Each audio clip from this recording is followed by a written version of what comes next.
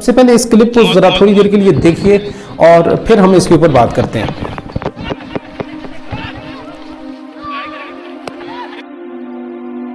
ناظرین، آپ نے اس کلپ کو دیکھا کہ اس کے اندر کس طرح سے یہ ہمارے جو نعت خوان حضرات ہیں، ٹھیک ہے، جو سٹیج کے اوپر عجیب عجیب انہوں نے کپڑے پہنے ہوئے، مجھے نہیں پتا یہ انڈیا کی کوئی جگہ ہے، بنگلہ دیش کی ہے، یا کس ملک کی ہے، یا پاکستان کی کوئی جگہ ہے، آپ کو پتا ہو تو ضرور بتائیے گا، لیکن کتنے بےہودہ طریقے سے یہاں پہ یہ انہوں نے تماشا بنایا ہوا ہے، یعنی منبر رسول کو اور وہ سٹیج جس کے اوپر بیٹھ کر رسول اللہ صلی اللہ علیہ وسلم اور قرآن کریم کی تلاوت ہوتی ہے، وہاں پہ ان لوگوں نے